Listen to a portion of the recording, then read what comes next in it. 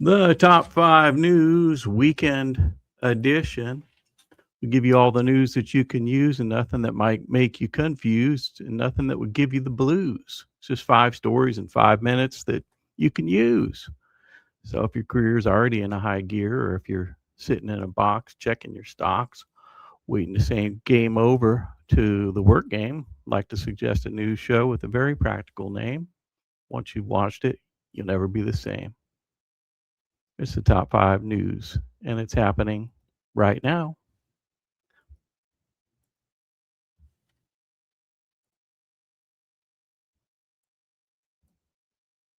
This is reckless. Reckless? Watch this. Too slow, Jerome! Unbelievable. Tremendous! If you're a smart sheep, you're still a sheep.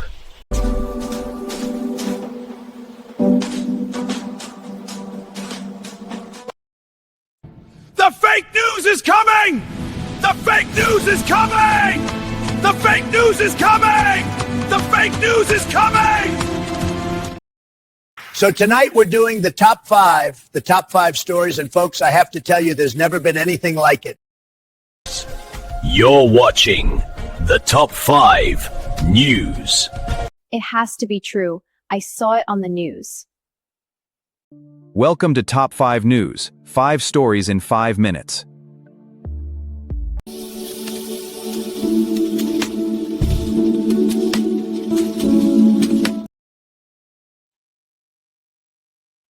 Ask not what your country can do for you, but ask your AI what it can do for you. Boys! He said that, but she told me something completely different. That's not what he said. You're twisting his words. She's right. He said it. I heard him. I can't use any of this. He said that, but she told me something completely.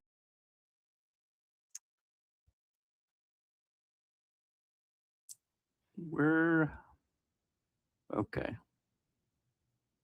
That's okay.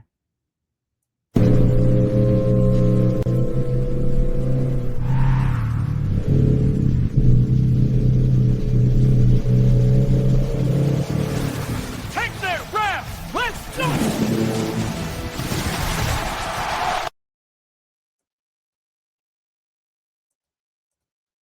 Story number 5 today. So mad about the the SAVE Act and some of this stuff, but I'm going to do my best. We may have an F-bomb today, so bear with me. Top 5 news countdown. Trump fair quitters get roasted. Dell explodes 40%. Massive AI surge. Anthropic hits 965 billion. Founders now billionaires. I'm old enough to remember when a billion was actually a lot of money way back in the good old days. CBS ditches Colbert for a new comedy show, and Trump in the Situation Room with a peace deal on tap. Let's take a look at the stories counting down from number 5 to number 1.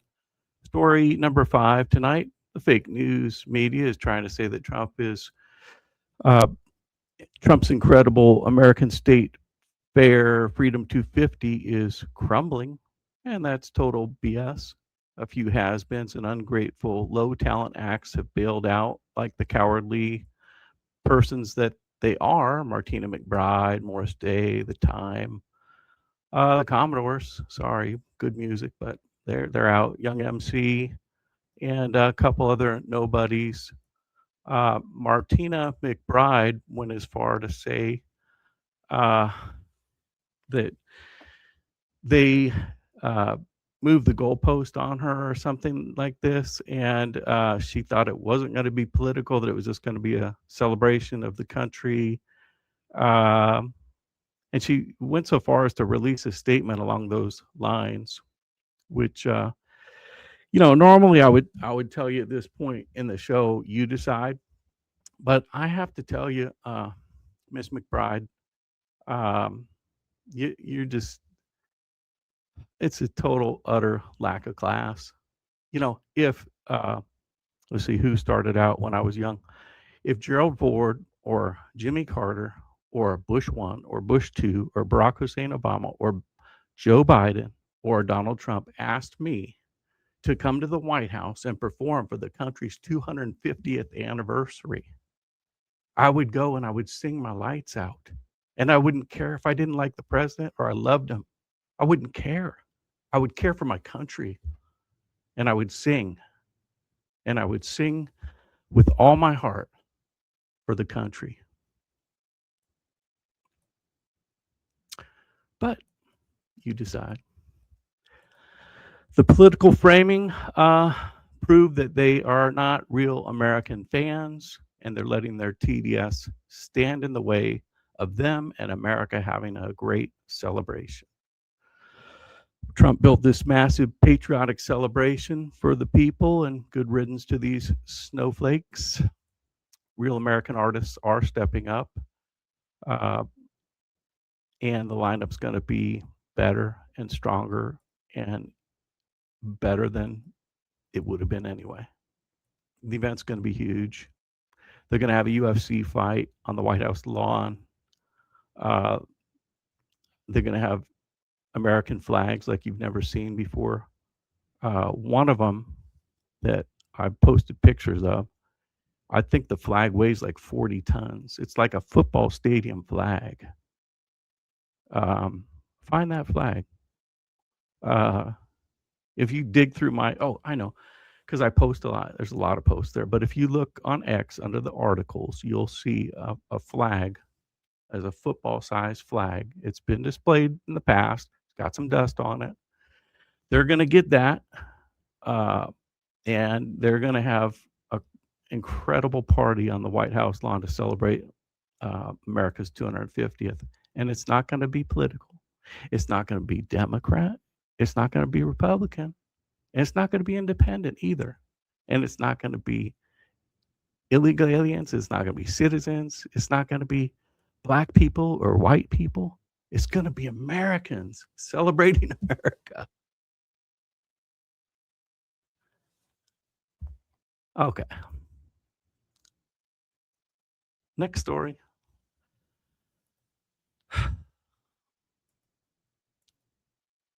Did I mention this is the weekend edition? This is going to have to last you and me the whole weekend. They're painting down the hall from our offices, and I just wanted to get out of here all day, but I wanted to see you guys and do the show. So thank you for coming in. Story number 4 today, Dell stock explosion. Austin-based Dell soared 40% today, heading for its best day ever after reporting a blowout earnings, raising fiscal 27 AI server guidance to $60 billion amid massive NVIDIA-driven backlog and pricing power. AI revenue now eclipses traditional PC sales. I'll say that again. AI revenue at Dell now eclipses the PC sales. Pause and think about that. Analysts and Joe Kramer highlighted it as a clear winner and fueled the broader tech rally. Wall Street, despite other volatility, up 8% in the month of May. I am a headhunter, not a financial stock market advisor, so don't take these as stock picks. But I got another stock pick for you. No, it's not a stock pick. It's a financial news. Keep it straight. All right, Anthropic. You heard of Anthropic? Anthropic AI. The AI gold rush just hit another level. The Anthropic closed a massive funding round.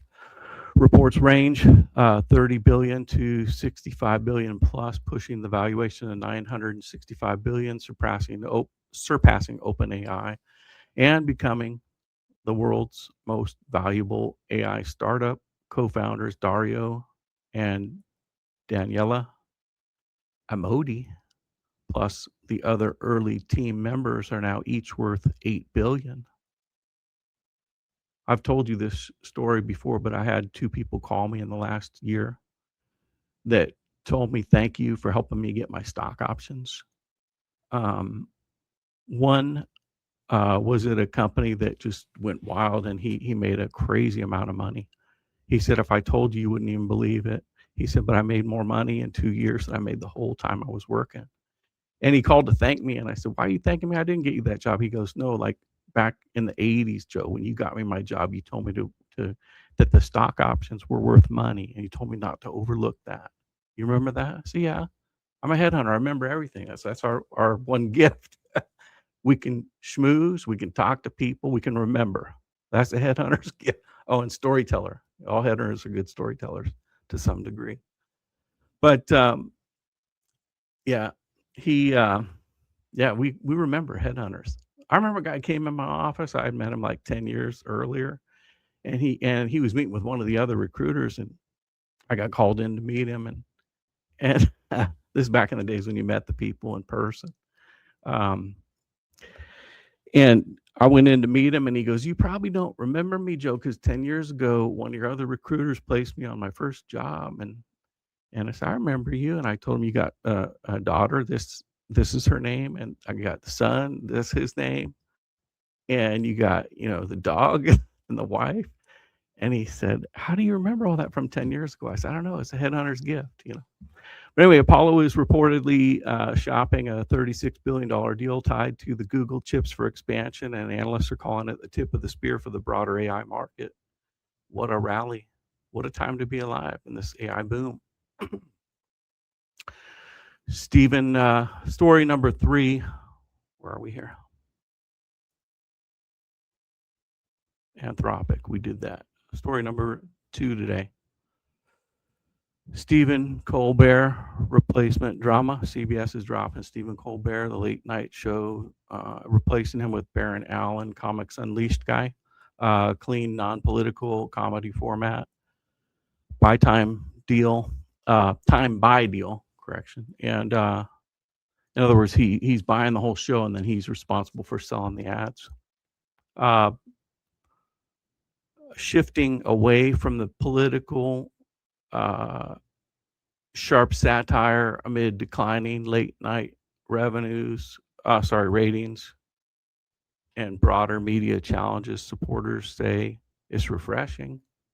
The debate is raging on whether this signals the end of an era for edgy political comedy on broadcast television. And story number 1 today, Iran peace deal breakthrough. Almost.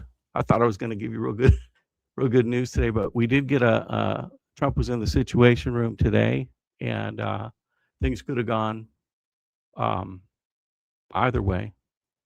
But they did it. I thought they were going to announce a peace deal, but they did announce a temporary hold, I guess. And they also outlined what they want, which is the no nukes and the no nuclear materials and all that sort of thing. There's a list on the White House page, but I only have 5 minutes and I'm already 8 over, but it's the weekend edition, so we take a little extra time. Anyways, they're working on a peace framework with Iran. The deal would open the Strait of Hormuz within 60 days. We do have some of the details, and end Iran's nuclear program, and U.S. inspectors would be allowed to be on the ground, locking a full ceasefire extension. Trump said Iran is negotiating on fumes, and he wants no nukes ever. Oil prices did drop 4%. Tehran says progress has been made, but they're still demanding enrichment rights. World markets are breathing a sigh of relief. That was story 5. That's your top 5 countdown, all the way from 5 to 1. So let us know what stories got you fired up. We'll look forward to your replies. You can repost the show or like it or whatever you want to do. Tell a friend about it, like my friend Bob.